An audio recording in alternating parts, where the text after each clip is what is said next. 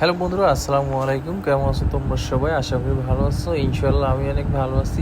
আজকে তোমাদের মাঝে আমি সুন্দর একটা রেসিপি নিয়ে আসলাম। দেখো তোমরা, আমি একদম প্রথমে রেসিপিটার নাম বলবো না, তোমরা অবশ্যই দেখে করবা যে আসলে আমি কি রেসিপিটা তৈরি করতে চাচ্ছি। দেখো, আমি প্রাথমিক অবস্থায় নিয়ে নিলাম এখানে কয়টা রসুন আর কয়েকটা পেস্ট। আর নেওয়ার পরে আমি একটা কড়াইতে, এই যে দেখো, আমি চুলাটা ধরিয়ে এই কড়াইয়ের ভিতরে আমি দিয়ে দিলাম। দেখো, এটাকে এখন আমি সুন্দর করে নেড়ে চেড়ে সিদ্ধ করব।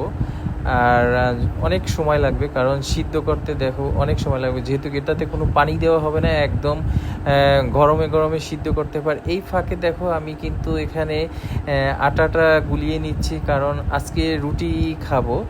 আর কি তৈরি করব সেটা তোমরা অবশ্যই দেখতে থাকো, ফুল ভিডিও দেখবা, না দেখলে কিন্তু তোমরা আসলে বুঝতে পারবো না যে আসলে কি তৈরি করতেছি।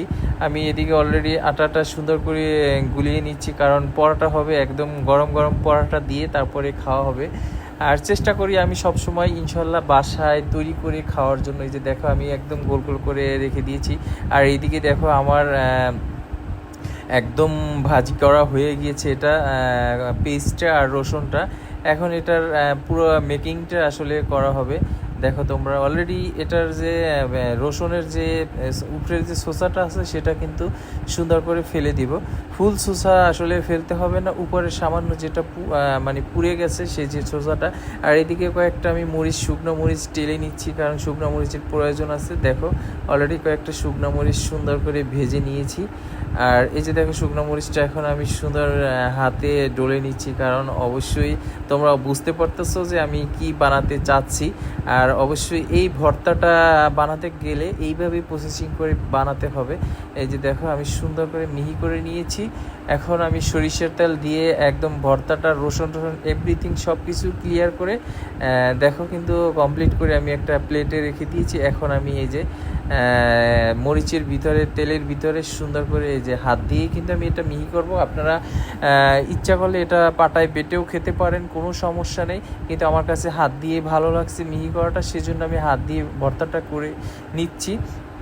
আপনারা আপনাদের যেরকম সুবিধা হয় ইনশাল্লাহ আপনারা করে নিতে পারবেন। এই যে দেখেন, একদম ভর্তাটা ক্লিয়ার হয়ে গেছে। আর এদিকে কিন্তু আমার এই যে আটার গোলাটা গুলিয়ে রেখে দিয়েছিলাম। এই যে দেখেন, এখন আমি পরোটা তৈরি করতেছি।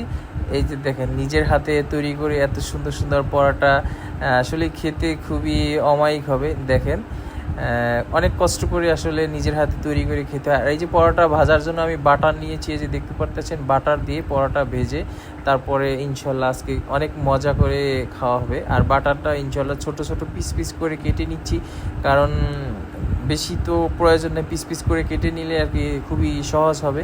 এই যে দেখেন, আমি পরোটা কিন্তু ভেজে নিচ্ছি। অলরেডি পরোটা আমি চুলার উপরে দিয়ে দিচ্ছি, আর এইদিকে বাটারটা দিয়ে দিলাম। দেখেন, অনেক সুন্দর। আর বাটার দিয়ে পরোটা খেতে কিন্তু খুবই সুস্বাদু এবং খুবই টেস্টি। বাসায় বসে আজাইরা কাজ না থাকলে যা হয় সেটাই আর কি করতে আসি। আপনারা অবশ্যই সবাই কমেন্টস করবেন কেমন হয় আমার ভিডিওটা। আর সবাই ইনশাল্লাহ আমার পাশে থাকবেন, আমার ফুল ভিডিওটা দেখবেন। এই যে দেখেন, পরোটা একদম লাল লাল করা হয়েছে।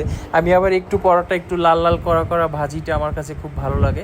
এই যে সব শেষে আমরা কিন্তু খেতে বসে গেলাম। দেখেন, অলরেডি আমি আর কাউসার আমরা স্টার্ট করে দিয়েছি। কাউসার তো বলে, ভাই গরুর মাংস ফেল হয়েছে, ভর্তাটা এত সুন্দর লাগে। সো ভালো থাকবা তোমরা সবাই, ইনশাল্লাহ নেক্সট ভিডিও দেখবা। Bye bye, tata.